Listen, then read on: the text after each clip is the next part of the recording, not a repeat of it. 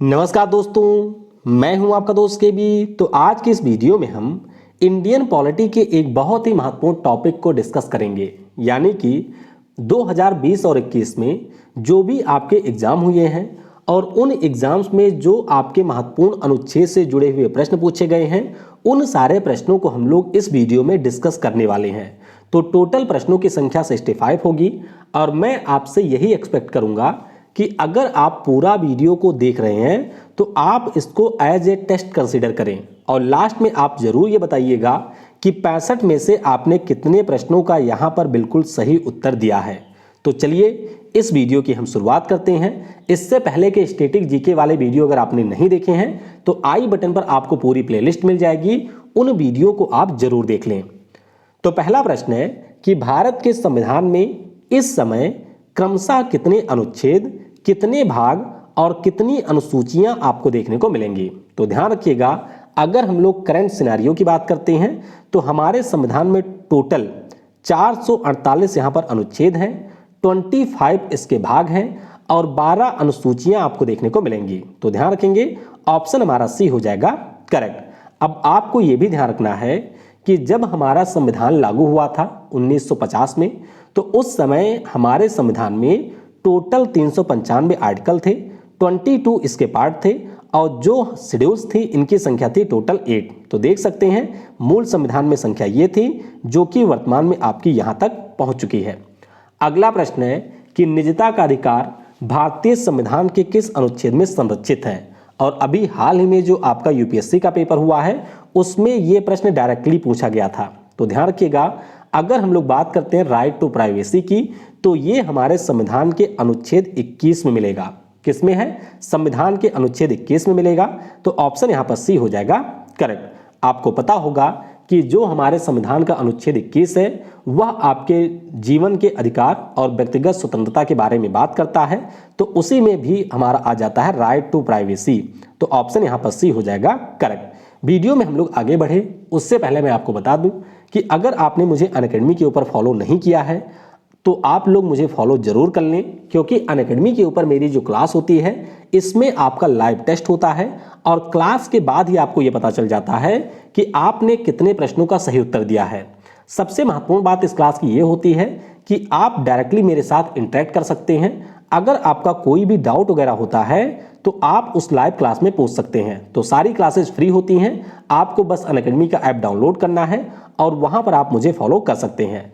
Unacademy की बात करें तो यहां पर वैसे तो आपको बहुत सारी फ्री क्लासेस भी मिलेंगी, लेकिन अगर आप लोग एक सिस्टमैटिक वे में किसी भी गवर्नमेंट एग्जाम की हमारे भारत के बेस्ट एजुकेटर के द्वारा तैयारी करना चाहते हैं तो आप इसका प्लस कोर्स भी ले सकते हैं।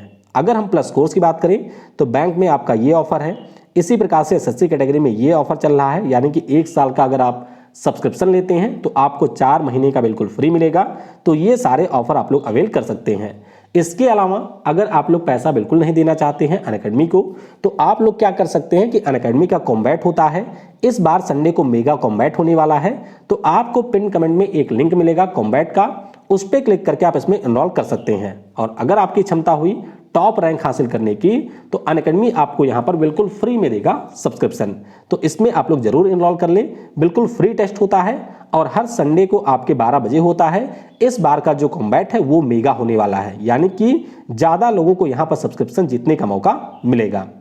ये मेरा व्हाट्सएप नंबर है, तो अगर आपको अनअकैडमी का कोई भी सब्सक्रिप्शन लेना है, उसके ऊपर आप लोग मैक्सिमम डिस्काउंट अवेल करना चाहते हैं तो आप लोग इस पे कांटेक्ट कर सकते हैं, या फिर अगर आपको कोई डाउट वगैरह होता है तो भी आप लोग इस नंबर पर पूछ सकते हैं।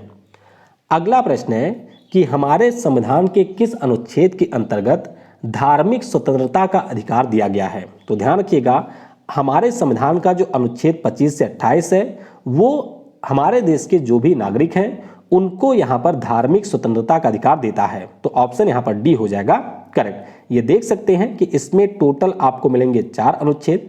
अनुच्छेद 25, एक मिनट जरा रुकिएगा, हाँ, अनुच्छेद आपका 25 है, उसके बाद में 26 है, 27 है और है 28। तो इनके बारे में भी थोड़ा बहुत आप लोग याद रखेंगे।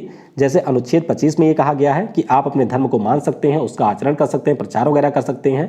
धर्म से जुड़ी हुई भी जो चीज़ें होती हैं उनका प्रबंधन करने का अधिकार 26 में है। धार्मिक कार्य जो आपके होंगे वो सरकार के पैसे से नहीं होंगे, ये कहा गया है अनुच्छेद 27 में।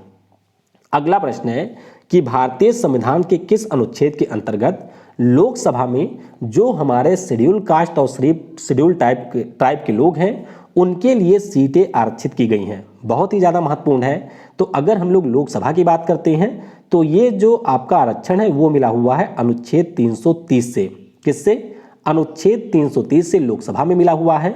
और जो हमारे संविधान का अनुच्छेद 332 है इससे आपके विधानसभा में इन कम्युनिटी के लोगों को आरक्षण मिला हुआ है। अच्छे से याद रखेंगे, ऑप्शन हमारा बी हो जाएगा यहाँ पर करेक्ट। अगला प्रश्न है कि हमारे भारतीय संविधान का कौन सा अनुच्छेद है जो कि ग्राम पंचायतों के गठन को निर्देशित करता है? ध्यान रखिएगा, ग्राम पंचायतों का गठन जो है उसके बारे में आपके डीपीएसपी में बताया गया था। यानी कि जो डीपीएसपी में हमारे 36 से लेकर के 51 के बीच आर्टिकल हैं उन्हीं में जो हमारा आर्टिकल 40 है इसमें यह कहा गया था कि जो भी आपकी सरकारें होंगी, सरकारों के पास में जब वो कानून बनाएंगी तो वे कोशिश ये करेंगी कि ग्राम पंचायतों का गठन किया जाए। तो ध्यान रखिएगा, इसी के द्वारा आपका 73वां संविधान संशोधन होता है और पंचायती राज को संविधान में इंक्लूड किया जाता है। तो ऑप्शन डी हो जाएगा करेक्ट। अगला प्रश्न है कि भारतीय संविधान के किन अनुच्छेदों के अंतर्गत संघ लोक सेवा आयोग के संबंध में प्रावधान है? यानी कि जो आपका यूनियन पब्लिक सर्विस कमीशन है। तो ध्यान रखेंगे, अनुच्छेद 315 से लेकर के अनुच्छेद 323 जो है इसमें आपको संघ लोक सेवा आयोग के संबंध में प्रावधान मिलेंगे। तो ऑप्शन सी हो जाएगा करेक्ट। फॉर एग्जाम्पल यहाँ पर आप देख सकते हैं कि जो अनुच्छेद 315 है इसमें बताया गया है कि किस प्रकार से पब्लिक सर्विस कमीशन का गठन होगा और किस प्रकार से इसकी संरचना होगी। फिर आपके 316 में ये बताया गया है कि जो हमारे यूपीएससी या फिर स्टेट पब्लिक सर्विस कमीशन होंगे उनके जो मेंबर होंगे उनकी नियुक्ति किस प्रकार से होगी। तो ध्यान रखिएगा, ऑप्शन सी हो जाएगा करेक्ट। अगला प्रश्न है कि भारतीय संविधान के किस अनुच्छेद के अंतर्गत सुप्रीम कोर्ट किसी निर्णय की न्यायिक समीक्षा कर सकता है? अब 2 पॉइंट आपको याद रखना है। देखिए, हमारा जो सुप्रीम कोर्ट है इसके पास में यहाँ पर ये पावर है कि अगर वो चाहे तो किसी प्रकार का जो यहाँ पर डिसीजन उसने दिया है पहले के समय में उसकी वो न्यायिक समीक्षा कर सकता है और उसको ये यहाँ पर चेंज कर सकता है। इसके अलावा अगर सरकार कोई कानून बनाता है तो उस कानून को भी ये बदल सकता है। तो ध्यान रखिएगा, ये बताया गया है अनुच्छेद 137 में। किसमें है? आर्टिकल 137 में। तो डी हो जाएगा यहाँ पर करेक्ट। अगला प्रश्न है कि भारतीय संविधान के किस अनुच्छेद के अंतर्गत राज्यसभा को अखिल भारतीय सेवाओं की स्थापना की शक्ति दी गई है? तो राज्यसभा की अगर हम बात करते हैं तो ये शक्ति मिली हुई है अनुच्छेद 312 के तहत। किसके अंतर्गत? आर्टिकल 312 के तहत। तो ऑप्शन हमारा सी हो जाएगा करेक्ट। अगला प्रश्न है कि भारतीय संविधान के किस अनुच्छेद के अंतर्गत अगर मान लीजिए वोटिंग के समय मत बराबर हो जाता है लोकसभा में तो उस समय जो लोकसभा का अध्यक्ष है वो मतदान कर सकता है। तो आपके संविधान का जो अनुच्छेद 100 है, मतलब कि जो संविधान का अनुच्छेद 100 है, ये बताता है कि अगर किसी भी स्थिति में वोट बराबर हो जाते हैं तो हमारा अध्यक्ष वोट दे सकता है। तो ऑप्शन यहाँ पर ए हो जाएगा करेक्ट। अगला प्रश्न है कि भारतीय संविधान के किस अनुच्छेद के अंतर्गत निर्वाचन आयोग से जुड़े प्रावधान हैं? यानी कि इलेक्शन कमीशन की बात हो रही है। बहुत ज्यादा ये महत्वपूर्ण है, ध्यान रखिएगा, ये बताया गया है अनुच्छेद 324 में। ऑप्शन यहाँ पर डी हो जाएगा करेक्ट। देख सकते हैं कि अनुच्छेद 324 जो हमारे संविधान का है इसमें बताया गया है कि इलेक्शन कमीशन किस प्रकार से आपका एक सुप्रीम बॉडी होगी जो कि आपके वोट वगैरह को यहाँ पर मतलब वोटिंग को यहाँ पर कंट्रोल करेगी। अगला प्रश्न है काफी ज्यादा महत्वपूर्ण कि भारतीय संविधान के कौन से अनुच्छेद के अंतर्गत हमारे हिंदी भाषा को यहाँ पर ऑफिशियल लैंग्वेज का स्टेटस मिला हुआ है, यानी कि राजभाषा का स्टेटस मिला है। तो ये है आर्टिकल 343 का क्लॉज 1। कौन सा है? आर्टिकल 343 का क्लॉज 1। तो ऑप्शन यहाँ पर सी हो जाएगा करेक्ट। अगला प्रश्न है कि भारतीय संविधान के किस अनुच्छेद के अंतर्गत राज्य की परिभाषा दी गई है? काफी ज्यादा ये महत्वपूर्ण आर्टिकल है। जैसे देखिए, अगर हम लोग ऐसे राज्य पढ़ते हैं तो हमारे दिमाग में आता है उत्तर प्रदेश, बिहार, मध्य प्रदेश या जो भी हमारे देश के अन्य राज्य हैं। लेकिन अगर हम लोग संविधान की बात करते हैं तो राज्य का मतलब सिर्फ एक राज्य नहीं हुआ। राज्य का मतलब होता है यहाँ पर जो भी हमारी बॉडीज भी होती हैं। फॉर एग्जाम्पल केंद्र सरकार भी संविधान के अनुसार एक राज्य है, राज्य सरकारें भी एक राज्य हैं। इसके अलावा जो हमारे यहाँ की महारत्न कंपनियां हैं वो भी एक राज्य हैं। तो ये सारी चीजें आपकी आ जाती हैं राज्य में, और ये बताया गया है अनुच्छेद 12 में। ध्यान रखिएगा, बी होगा यहाँ पर करेक्ट। अगला प्रश्न है कि भारतीय संविधान के किस अनुच्छेद के अंतर्गत सुप्रीम कोर्ट के गठन का प्रावधान है। तो हाई कोर्ट की बात, सुप्रीम कोर्ट की बात करें तो इसका जो गठन है उसका प्रावधान 124 में है। ऑप्शन हमारा सी होगा यहाँ पर करेक्ट।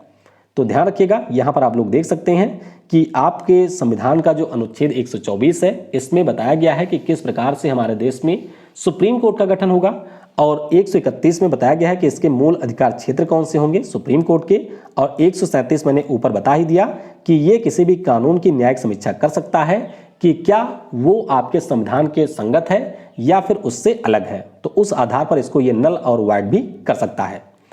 अगला प्रश्न है कि भारतीय संविधान के किस अनुच्छेद में वार्षिक वित्तीय विवरण का उल्लेख है। वार्षिक वित्तीय विवरण जिसे हम लोग बजट कहते हैं, तो बजट शब्द आपको संविधान में देखने को नहीं मिलेगा। संविधान में इसे कहा जाता है वार्षिक वित्तीय विवरण, और ये आपको मिलेगा अनुच्छेद 112 में। तो बी हो जाएगा यहाँ पर करेक्ट। अगला प्रश्न है कि भारतीय संविधान के किस अनुच्छेद में मौलिक अधिकारों का प्रावधान है। तो अगर हम लोग बात करते हैं तो आप सभी को ये पता होगा कि हमारे यहाँ पर एक कमेटी बनाई गई थी जिसका नाम था स्वर्ण सिंह कमेटी। तो इस कमेटी ने अपने रिकमेंडेशन दिए थे, और उसके बाद में जो सोवियत संघ का संविधान था वहां से हमने लिया था मौलिक कर्तव्य। ये अधिकार नहीं है जी, ये आपके मौलिक कर्तव्य हैं। तो ध्यान रखिएगा, मौलिक कर्तव्य जो हैं वो आपको मिलेंगे 51A में। कहां पर है? 51A में है। तो ऑप्शन यहां पर ए हो जाएगा करेक्ट। अगला प्रश्न है कि भारतीय संविधान का कौन सा अनुच्छेद संसद के गठन का प्रावधान करता है। तो अगर हम संसद के गठन की बात करें तो ये आपको मिलेगा आर्टिकल 79 में। किसमें है ये आपको मिलेगा आर्टिकल 79 में। संसद के गठन का प्रावधान इसमें है। तो ऑप्शन हमारा यहाँ पर डी हो जाएगा करेक्ट। हाँ, प्रिंटिंग मिस्टेक है, यहाँ पर आपको दिखेगा डी करेक्ट। तो ध्यान रखिएगा, 79 में आपके संसद की बात हुई है। अगर हम लोग बात करेंगे 80 में तो राज्यसभा की बात होती है, और 81 में आपके लोकसभा के गठन की बात की गई है। तो ये यहाँ पर आप लोग देख सकते हैं कि किस प्रकार की हमारी यहाँ पर संरचना होगी। जैसे 79 में संसद का हो गया, राज्यसभा हो गया 80 में, 81 में लोकसभा हो गया, और 89 में राज्यसभा का सभापति है। ये सब हम लोग आगे देखेंगे। अगला प्रश्न है कि भारतीय संविधान में स्वतंत्रता के अधिकार को डैश डैश से डैश डैश अनुच्छेद के बीच में शामिल किया गया है। तो स्वतंत्रता का अधिकार यानी कि राइट टू फ्रीडम की बात हो रही है, और आप सभी को पता होगा कि अनुच्छेद 14 से लेकर के अनुच्छेद 19 से लेकर के अनुच्छेद 22 जो है वो आपकी बात करता है फ्रीडम टू राइट, या आप कह सकते हैं राइट टू फ्रीडम। तो ऑप्शन सी हो जाएगा करेक्ट। अब यहां पर आपको ध्यान रखना है अच्छे से कि हमारे भाग 3 में मौलिक अधिकारों का जिक्र है। अनुच्छेद 12 से 35 को हमारे संविधान का मैग्ना कार्टा भी कहा जाता है। देख सकते हैं कि आर्टिकल 14 से 18 समानता का अधिकार है। स्वतंत्रता वाला आपका 19 से 22 है। शोषण के विरुद्ध जो अधिकार है ये 23 से 24 है। धार्मिक स्वतंत्रता आपका 25 से 28 में आता है। शिक्षा और संस्कृति का अधिकार जो है ये 29-30 में है। संपत्ति वाला अधिकार ये हटाया जा चुका है, और संवैधानिक उपचारों का अधिकार आपका आता है अनुच्छेद 32 में। तो अच्छे से ध्यान रखेंगे, ऑप्शन यहां पर हो जाएगा हमारा स्वतंत्रता का अधिकार के लिए आर्टिकल 19 से 22। अगला प्रश्न है कि भारतीय संविधान का कौन सा अनुच्छेद अपराध दोष सिद्धि के संबंध में संरक्षण देता है। तो ध्यान रखिएगा, ये आपके संविधान का एक बहुत ही महत्वपूर्ण अनुच्छेद है। इसमें आपको 3 क्लॉज देखने को मिलेंगे। तो ऑप्शन हमारा बी हो जाएगा यहाँ पर करेक्ट। बस आपको ध्यान रखना है कि जो भी आपके गिरफ्तार हुए लोग होते हैं उनको इस अनुच्छेद के अंतर्गत दिया जाता है प्रोटेक्शन, यानी कि अगर कोई व्यक्ति यहाँ पर गिरफ्तार किया गया है तो उसको मजिस्ट्रेट के सामने ले जाना पड़ेगा। इसके अलावा कोई भी पर्सन को यहाँ पर एक ही जुर्म के लिए 2 बार सजा नहीं हो सकती है, और किसी भी व्यक्ति को अपने विरुद्ध गवाही के लिए यहाँ पर मजबूर नहीं किया जाएगा। तो ऑप्शन बी होगा यहाँ पर करेक्ट। अगला प्रश्न है कि भारतीय संविधान के किस अनुच्छेद के अंतर्गत राष्ट्रपति के चुनाव की प्रक्रिया का उल्लेख है। अब यहाँ पर कई लोग कर देते हैं गलती। देखिए, आप सभी को पता होगा कि जो राष्ट्रपति का चुनाव होता है वह एकल संक्रमणीय मत प्रणाली के द्वारा होता है। तो प्रोसेस की अगर हम बात करते हैं यानी कि प्रक्रिया किसमें है, तो ये है अनुच्छेद 55 में। किसमें है? अनुच्छेद 55 में। ऑप्शन हमारा बी हो जाएगा यहाँ पर करेक्ट। अगला प्रश्न है कि भारतीय संविधान के किस अनुच्छेद के अंतर्गत राष्ट्रपति का चुनाव होता है। अब यहां पर आपको ध्यान रखना है कि यह होता है अनुच्छेद 54 यानी कि आर्टिकल 54। आर्टिकल 54 ये बताता है कि हमारे राष्ट्रपति का जब चुनाव होगा तो उसमें कौन से लोग पार्टिसिपेट करेंगे और किनको मिलाकर के इलेक्टोरल कॉलेज बनेगा जो कि आपके राष्ट्रपति के चुनाव को संपन्न करवाएगा। तो ध्यान रखिएगा ऑप्शन यहां पर ए हो जाएगा करेक्ट। अगला प्रश्न है कि हमारे संविधान का कौन सा अनुच्छेद है जो कि राष्ट्रपति महोदय के शपथ से संबंधित है। तो ध्यान रखिएगा इस अनुच्छेद का नाम है अनुच्छेद 60। क्या है? अनुच्छेद 60 है। तो ऑप्शन सी हो जाएगा करेक्ट। अब ये सारे आर्टिकल आप लोग पढ़ सकते हैं कि 52 में कहा गया है कि हमारे भारत का एक राष्ट्रपति होगा जो कि भारत का कार्यकारी प्रमुख होगा। एग्जीक्यूटिव पावर आपके राष्ट्रपति के 53 में है। इलेक्शन मैंने आपको बता दिया और उसके अलावा मैनर ऑफ इलेक्शन कैसे होगा ये 54 में आपके दिया गया है। 61 इनका होता है इम्पीचमेंट, ये काफी पूछा जाता है, ध्यान रखिएगा इम्पीचमेंट प्रोसेस होता है 61 में। तो ऑप्शन यहां पर हमारा सी हो जाएगा करेक्ट। अगला प्रश्न है कि भारतीय संविधान के किस अनुच्छेद में राज्य निर्वाचन आयोग का प्रावधान है। तो राज्य निर्वाचन आयोग का जो प्रावधान है ये आपको मिलेगा आर्टिकल 243 के में। किसमें है? आर्टिकल 243 के में है। तो ऑप्शन हमारा बी हो जाएगा करेक्ट। ये देख सकते हैं कि स्टेट इलेक्शन कमिश्नर से जुड़े हुए जो प्रावधान है ये 243 के क्लॉज 1 में और के क्लॉज 2 में दिया गया है। तो ऑप्शन यहां पर बी हो जाएगा करेक्ट। अगला प्रश्न है कि किस अनुच्छेद के अंतर्गत भारत की संसद जो राज्यों में विधान परिषद है उसका यहां पर गठन कर सकती है या फिर उसकी कर सकती है समाप्ति। तो ध्यान रखेंगे ऑप्शन यहां पर बी हो जाएगा करेक्ट यानी कि 169। क्या होगा? 169। ऑप्शन यहां पर बी हो जाएगा करेक्ट। और यहां पर ध्यान रखिएगा कि अनुच्छेद 170 जो आपके संविधान का है वो बताता है कि जो हमारी राज्य विधायिका होंगी यानी कि जो विधानसभा होगी उनका कंपोजिशन किस प्रकार से होगा। और आर्टिकल 171 ये बताता है कि जो आपके राज्यों में विधान परिषद है उनका कंपोजिशन किस प्रकार से होगा। तो ऑप्शन बी हो जाएगा करेक्ट। अगला प्रश्न है कि भारतीय संविधान के किस अनुच्छेद में हाई कोर्ट के गठन का प्रावधान है। तो ये जो प्रावधान है वो आपको मिलेगा अनुच्छेद 216 में यानी कि ऑप्शन हमारा बी हो जाएगा करेक्ट। अगला प्रश्न है कि भारतीय संविधान के किस अनुच्छेद के अनुसार कोई व्यक्ति संसद के किसी सीट को भरने के लिए चुने जाने के तब तक पात्र नहीं होगा जब तक कि वह भारत का नागरिक ना हो। ये जो प्रश्न है इस साल आपके CHSL में पूछा गया था। तो ये आपका है अनुच्छेद 84 में। किसमें है? अनुच्छेद 84 में आपके संसद सदस्यों की एलिजिबिलिटी की बात की गई है। तो ऑप्शन सी हो जाएगा करेक्ट। अगला प्रश्न है कि 1959 में भारत की केंद्र सरकार ने भारत के संविधान के डैश डैश के अंतर्गत केरल का जो शासन है वो अपने हाथों में ले लिया था। ये आपके SSC GD का प्रश्न है। तो ध्यान रखिएगा यहां पर यूज हुआ था आर्टिकल 356। कौन सा? अनुच्छेद 356। आप सभी को यह पता होगा कि अगर केंद्र सरकार को यह लगता है कि किसी भी राज्य में जो संवैधानिक ढांचा है वो आपका फेल हो गया है या जो सरकार है वो बहुमत में नहीं है तो उस स्थिति में लगा दिया जाता है राष्ट्रपति शासन और आर्टिकल यूज होता है 356। तो डी हो जाएगा करेक्ट। अगला प्रश्न है कि भारतीय संविधान के किस अनुच्छेद में संपत्ति का अधिकार उल्लेखित है। तो ध्यान रखिएगा जो हमारे संविधान का अनुच्छेद 300A है उसमें आपको मिलेगा राइट टू प्रॉपर्टी। ऑप्शन यहां पर डी हो जाएगा करेक्ट। और ये आपका एक लीगल राइट है। कैसा है? ये हमारा एक कॉन्स्टिट्यूशनल या लीगल राइट है। तो ऑप्शन डी हो जाएगा करेक्ट। अगला प्रश्न है कि किस अनुच्छेद के अंतर्गत किसी लोक महत्व के विषय पर राष्ट्रपति सुप्रीम कोर्ट से सलाह लेता है। बहुत ही ज्यादा महत्वपूर्ण है। ये तो आपके ना जाने कितने सारी परीक्षाओं में पूछा जा चुका है।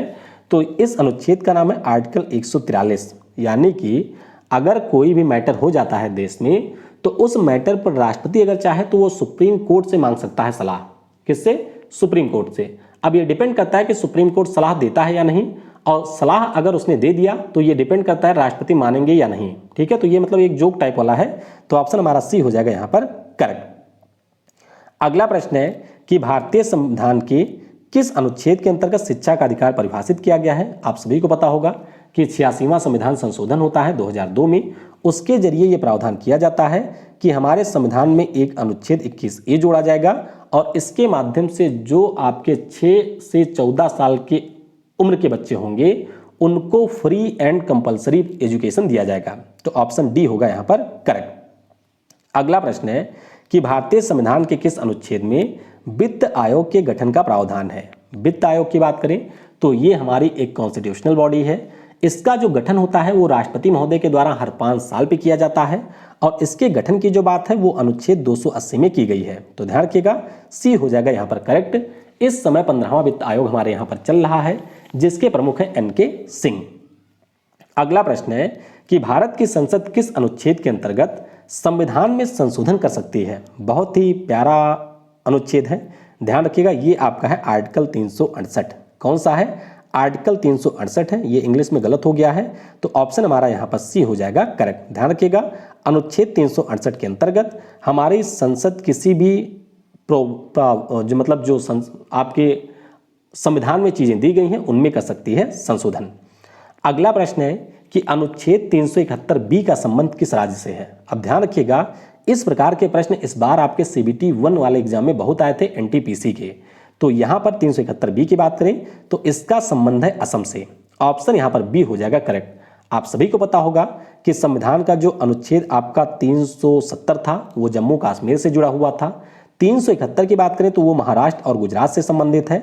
उसके बाद में आप देख सकते हैं 371 ए नागालैंड से, 371 बी असम से, 371 सी मणिपुर से, 71 डी और ई आंध्र प्रदेश से, 71 एफ सिक्किम से। तो ये सारे भी आप थोड़ा सा याद रखेंगे, बी हो जाएगा करेक्ट। अगला प्रश्न है कि भारतीय संविधान के किन अनुच्छेदों में नागरिकता का प्रावधान दिया गया है। तो अगर हम लोग नागरिकता के प्रावधान की बात करते हैं तो ध्यान रखिएगा, ये जो प्रोविजन है ये आपको मिलेंगे आर्टिकल 5 से 11 के बीच। किससे हैं? 5 से 11 के बीच। तो बी हो जाएगा यहाँ पर करेक्ट। अगला प्रश्न और भी ज्यादा महत्वपूर्ण है। आपसे पूछा जा रहा है कि हमारे देश में जो हाई कोर्ट और सुप्रीम कोर्ट है ये क्रमशः किन अनुच्छेद के अंतर्गत अगर आपके मौलिक अधिकारों का हनन होता है तो ये जारी करते हैं रिट। तो ध्यान रखिएगा, हाई कोर्ट आपके अनुच्छेद 226 के अंतर्गत और सुप्रीम कोर्ट अनुच्छेद 32 के अंतर्गत रिट जारी कर सकता है। तो ऑप्शन यहां पर बी हो जाएगा करेक्ट। अगला प्रश्न है कि भारतीय संविधान में अनुच्छेद डैश डैश के प्रविष्टि के द्वारा पिछड़े वर्गों के लिए राष्ट्रीय आयोग का गठन किया गया था। तो ये संविधान संशोधन नंबर 102 है। इसके जरिए संविधान में 338 बी को जोड़ा गया था और आपके देश में राष्ट्रीय पिछड़ा वर्ग आयोग को संवैधानिक दर्जा दिया गया था। तो ऑप्शन यहां पर बी हो जाएगा करेक्ट। अगला प्रश्न है कि भारतीय संविधान के किस अनुच्छेद में भारत को राज्यों का संघ कहा गया है। बिल्कुल बच्चों वाला यह प्रश्न है। हमारे संविधान का जो पहला अनुच्छेद है इसमें भारत को राज्यों का संघ कहा गया है। पहले पार्ट में भी राज्यों के संघ की ही बात हुई है या राज्यों की बात हुई है और पहली अनुसूची में भी राज्यों की ही बात हुई है। तो ध्यान रखिएगा, राज्यों की बात पहले अनुच्छेद में है, उसी की बात आपकी पहली अनुसूची में है और उसी की बात आपके पहले पार्ट में भी है। तो ऑप्शन ए हो जाएगा करेक्ट। बाकी ये सारे आर्टिकल आप देख सकते हैं कि अनुच्छेद 1 कहता है कि भारत या फिर इंडिया दैट इज भारत, ये हमारे राज्यों का संघ होगा। अगला प्रश्न है कि भारत के संविधान में कौन सा अनुच्छेद है जो कि आपको बोलने की आज़ादी देता है। अब बोलने की आज़ादी का मतलब ये नहीं है कि आप जाके किसी को गाली देने लगे। बोलने की आज़ादी के ऊपर भी कुछ रीजनेबल रिस्ट्रिक्शन लगाए जाते हैं, लेकिन आप अपनी बात को कहीं पर भी रख सकते हैं एक बेहतर तरीके से। तो ऑप्शन हमारा डी हो जाएगा यहाँ पर करेक्ट। ध्यान रखिएगा, ये आपके आर्टिकल 19 में कहा गया है और देख सकते हैं कि इसमें आपके कई सारे क्लॉज भी दिए गए हैं। अगला प्रश्न है कि भारत के संविधान का कौन सा अनुच्छेद बाल मजदूरी के ऊपर प्रतिबंध लगाता है। बहुत ही ज़्यादा महत्वपूर्ण है। तो ध्यान रखिएगा, हमारे संविधान का जो अनुच्छेद 24 है वो किसी भी प्रकार के बच्चे जिनकी एज 14 साल से कम है उनके बाल मजदूरी पर प्रतिबंध लगाता है। तो ऑप्शन यहाँ पर डी हो जाएगा करेक्ट। और ये हमारा आता है शोषण के विरुद्ध अधिकार में। किसमें? शोषण के विरुद्ध अधिकार में ये आता है। तो ऑप्शन यहाँ पर आपका हो जाएगा क्या? डी हो जाएगा करेक्ट, यानी कि आर्टिकल 24 में ये बताया गया है। जबकि हमारे संविधान का जो अनुच्छेद 23 है ये आपके मानव के व्यापार या पहले जो जबरदस्ती मजदूरी करा ली जाती थी या लोगों को बंदी बना के रखा जाता था उन सभी के ऊपर लगाता है प्रतिबंध। अगला प्रश्न है काफी ज्यादा महत्वपूर्ण कि भारत के संविधान का कौन सा अनुच्छेद है जो कि छुआछूत से संबंधित है। तो ध्यान रखिएगा, ये आपका है आर्टिकल 17। कौन सा है? आर्टिकल 17 है। हालांकि संविधान लागू होने के इतने सालों के बाद भी आपको बहुत जगह पर ये चीज़ें देखने को मिलेंगी। तो संविधान में तो ये मेंशन किया हुआ है लेकिन आपके रियल लाइफ में उतनी हद तक फॉलो नहीं होता है। तो ये अनुच्छेद 17 में है, डी होगा करेक्ट। तो ध्यान रखिएगा, ये सारे आपके आते हैं समानता के अधिकार में। जैसे अनुच्छेद 14 है कि कानून के सामने सब बराबर होंगे। 15 में आपसे कहा जाता है कि धर्म जाति आदि के आधार पर विभेद नहीं होगा लोक नियोजन में। तो ये सारी चीज़ें आप देख सकते हैं यहाँ पर। अगला प्रश्न है कि भारत के संविधान का कौन सा अनुच्छेद है जो कि समान नागरिक संहिता यानी कि यूनिफॉर्म सिविल कोड की बात करता है? तो ये है संविधान का अनुच्छेद 44। कौन सा है? 44 है। तो ऑप्शन हमारा डी हो जाएगा करेक्ट। और ध्यान रखिएगा कि जो यूनिफॉर्म सिविल कोड है वो आपके देश के गोवा राज्य में लागू है। कहां पर? गोवा में सिर्फ ये लागू है। अगला प्रश्न है कि भारत के संविधान के किस अनुच्छेद के अंतर्गत सर्वोच्च न्यायालय को रिट जारी करने की शक्ति प्रदान है? तो ये मैंने आपको बता ही दिया कि ये अनुच्छेद 32 है। ऑप्शन यहां पर सी हो जाएगा करेक्ट। अगला प्रश्न है कि भारतीय संविधान के किस अनुच्छेद में जनसंख्या के किसी समूह में बोली जाने वाली भाषा को लेकर विशेष प्रावधान किए गए हैं? ये प्रश्न भी इस साल के सीजीएल का प्रश्न है। ध्यान रखिएगा ये जो प्रावधान है वो आपको मिलेंगे अनुच्छेद 347 में। क्या है? अनुच्छेद 345 में जो आपके जनसंख्या के किसी समूह के द्वारा बोली जा सकने वाली भाषाएं हैं उनको लेकर के विशेष प्रावधान है। तो ए हो जाएगा यहां पर करेक्ट। अगला प्रश्न है कि भारतीय संविधान के किस अनुच्छेद के अंतर्गत सुप्रीम कोर्ट के द्वारा इंटरनेट की पहुंच को मौलिक अधिकार घोषित किया गया है? तो ध्यान रखिएगा ये भी आपका आता है अनुच्छेद 21 में। तो इंटरनेट के तक जो पहुंच है ये भी आपके आता है अनुच्छेद 21 में। और अगर हम लोग यहां पर बात करते हैं कि राइट टू प्राइवेसी किस में है तो ये भी आता है अनुच्छेद 21 में ही। तो काफी ज्यादा ये महत्वपूर्ण अनुच्छेद है। ऑप्शन आपका डी हो जाएगा करेक्ट। अगला प्रश्न है कि भारतीय संविधान का कौन सा अनुच्छेद है जो कि धर्म, वंश, जाति, लिंग व जन्म के आधार पर भेदभाव के ऊपर लगाता है रोक? तो ध्यान रखिएगा ये है अनुच्छेद 15। कौन सा है? आर्टिकल 15 है। तो ऑप्शन हमारा सी हो जाएगा करेक्ट। और मैंने आपको बताया ही था कि आर्टिकल 15 में ये प्रावधान दिए गए हैं। अगला प्रश्न है कि भारतीय संविधान का कौन सा अनुच्छेद धन विधेयक से संबंधित है? तो धन विधेयक की बात करें तो ये आपको मिलेगा अनुच्छेद 110 में। यानी कि हमारे संविधान का जो अनुच्छेद 110 है आपको ये बताता है कि धन विधेयक किस प्रकार से हो सकता है या धन विधेयक की परिभाषा क्या होती है। तो ऑप्शन सी हो जाएगा करेक्ट। अगला प्रश्न है कि भारतीय संविधान के किस अनुच्छेद में वित्त विधेयक यानी कि फाइनेंस बिल की परिभाषा दी गई है? तो इसकी जो परिभाषा है ये आपको मिलेगी 117 में। किस में है? 117 में है। तो ऑप्शन हमारा ए हो जाएगा करेक्ट। अगला प्रश्न और भी ज्यादा महत्वपूर्ण है कि भारत का जो राष्ट्रपति होता है वो किस अनुच्छेद के अंतर्गत अध्यादेश को जारी कर सकता है? तो ध्यान रखिएगा राष्ट्रपति अध्यादेश उस स्थिति में जारी करता है जब हमारे संसद के सत्र नहीं चल रहे होते हैं। और आपको ध्यान रखना है कि अनुच्छेद 123 का यूज करता है राष्ट्रपति। तो ऑप्शन हमारा बी हो जाएगा यहां पर करेक्ट। अगला प्रश्न है कि भारतीय संविधान के किस अनुच्छेद के अंतर्गत भारत के किसी भाग में निवास करने का अधिकार है? काफी ज्यादा यह महत्वपूर्ण है। ध्यान रखिएगा जो हमारे संविधान का अनुच्छेद यहां पर है 19 का क्लॉज 5। क्या है? 19 का क्लॉज 5 है। ये आपको ये फ्रीडम देता है कि अगर आप लोग चाहें तो भारत के किसी भी क्षेत्र में निवास कर सकते हैं कुछ रीजनेबल रेस्ट्रिक्शन के साथ में। तो ध्यान रखिएगा यहां पर डी हो जाएगा करेक्ट। अगला प्रश्न है कि भारतीय संविधान के किस अनुच्छेद के अंतर्गत अगर राष्ट्रपति महोदय चाहे तो संसद का विघटन कर सकता है, सत्र को समाप्त कर सकता है या फिर सत्रावसान यहां पर कर सकता है? तो इसके लिए आर्टिकल 85 का यूज करते हैं हमारे प्रेसिडेंट। यानी कि ध्यान रखिएगा अगर लोकसभा का विघटन होता है या संसद के सत्र हमारे बंद करने होते हैं या शुरू करने होते हैं तो इसके संबंध में जो शक्ति है वो आपके राष्ट्रपति के पास में है और ये शक्ति उनको आर्टिकल 85 से प्राप्त है। तो डी हो जाएगा करेक्ट। अगला प्रश्न है कि भारतीय संविधान के किस अनुच्छेद के अंतर्गत भारत सरकार का एक विधि अधिकारी होगा? यानी कि बात हो रही है अटॉर्नी जनरल ऑफ इंडिया की और ये आपको मिलेगा आर्टिकल 76 में। किसमें है? अनुच्छेद 76 में ये प्रावधान है। तो ऑप्शन हमारा बी हो जाएगा करेक्ट। अगला प्रश्न है कि भारतीय संविधान के किस अनुच्छेद के अंतर्गत लोकसभा के लिए एक अध्यक्ष होगा? तो ध्यान रखिएगा हमारे संविधान का जो अनुच्छेद 93 है, क्या है? 93 है। ये बताता है कि लोकसभा में जो आपकी कार्यवाही होगी उसको चलाने के लिए यहां पर एक अध्यक्ष होगा जो कि इस कार्रवाई को संपन्न कराएगा और ये आपका प्रावधान अनुच्छेद 93 में है। तो ए होगा करेक्ट।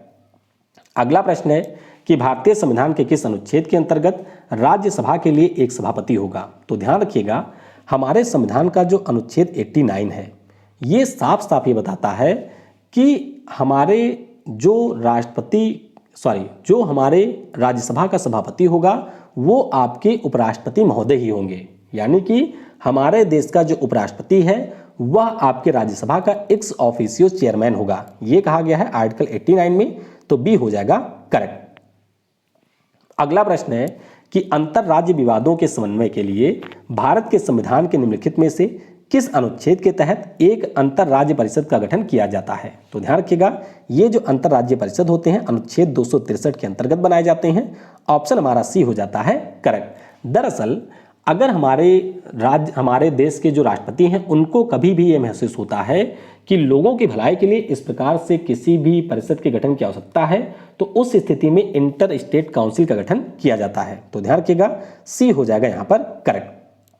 अगला प्रश्न है कि भारत के संविधान का कौन सा अनुच्छेद है जो कि राज्यपाल की नियुक्ति से संबंधित है। तो राज्यपाल की नियुक्ति की बात करें, राष्ट्रपति इनकी नियुक्ति करते हैं और ये आपको मिलेगा आर्टिकल 155 में। किसमें है? अनुच्छेद 155 में ये प्रावधान है। तो ऑप्शन हमारा सी हो जाएगा करेक्ट। अब देख सकते हैं जो हमारे गवर्नर होते हैं उनसे जुड़े हुए कुछ महत्वपूर्ण अनुच्छेद। फॉर एग्जाम्पल आर्टिकल 153 बताता है राज्यों के गवर्नर के बारे में कि एक गवर्नर होगा। 154 इनके एग्जीक्यूटिव पावर को बताता है। आर्टिकल 155 गवर्नर का अपॉइंटमेंट कैसे होगा ये बताता है। 156 इनके टर्म को बताता है कि ये राष्ट्रपति के प्रसाद पर्यंत रहेंगे। फिर आपका जो अनुच्छेद 157 है ये क्वालिफिकेशन बताता है, यानी कि एलिजिबिलिटी क्या होनी चाहिए कि आप एक राज्य के गवर्नर बन सकें। तो देख सकते हैं सी हो जाएगा करेक्ट।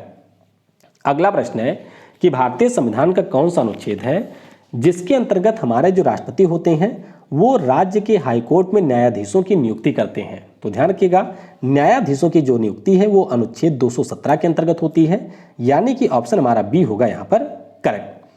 अगला प्रश्न है कि भारतीय संविधान के किस अनुच्छेद के अंतर्गत राष्ट्रपति आपके राज्य के न्यायाधीशों की नियुक्ति करते हैं। तो राज्य के न्यायाधीश नहीं, यहां पर आपका होगा कार्यवाहक। ध्यान रखिएगा, कार्यवाहक न्यायाधीशों की नियुक्ति करते हैं या मुख्य न्यायाधीशों की करते हैं। तो ये आपका किया जाता है अनुच्छेद 223 के तहत। ठीक है, अनुच्छेद 223 के अंतर्गत होता है, तो डी हो जाएगा करेक्ट। अब यहां से आप लोग थोड़ा समझ सकते हैं कि जो हमारा 217 है इसमें बताया गया है कि हाईकोर्ट के न्यायाधीश की जो नियुक्ति होगी वो राष्ट्रपति महोदय करेंगे। उसी प्रकार से अगर हम लोग अनुच्छेद 223 की बात करते हैं तो इसमें कहा गया है कि जो राज्यों के हाईकोर्ट के कार्यवाहक चीफ जस्टिस होंगे उनकी नियुक्ति राष्ट्रपति करेंगे, लेकिन दोनों के लिए हमारे अलग अलग अनुच्छेद दिए गए हैं।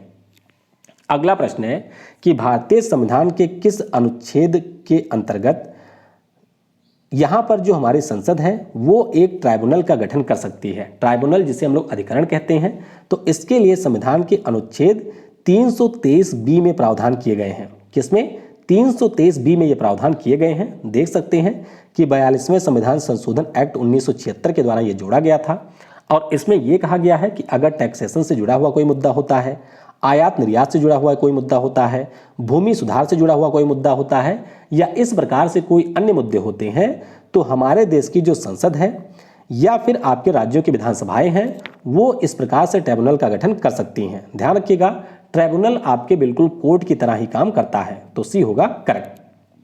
अगला प्रश्न है कि 97वें कॉन्स्टिट्यूशनल अमेंडमेंट एक्ट 2011 के द्वारा सहकारी समितियों को बढ़ावा देने के लिए किस अनुच्छेद को जोड़ा गया था। तो ध्यान रखिएगा, ये आपका है अनुच्छेद 43 बी। क्या है? अनुच्छेद 43 बी। और इसमें यह कहा गया है कि जो भी हमारे स्टेट होंगे उनकी ये थोड़ी सी नैतिक जिम्मेदारी होगी कि जो भी आपके कोऑपरेटिव हैं उनको ये प्रमोट करें। तो ऑप्शन ए हो जाएगा करेक्ट। अगला प्रश्न है कि भारतीय संविधान का कौन सा अनुच्छेद मार्शल लॉ लागू होने पर मूल अधिकारों के ऊपर लगाता है प्रतिबंध।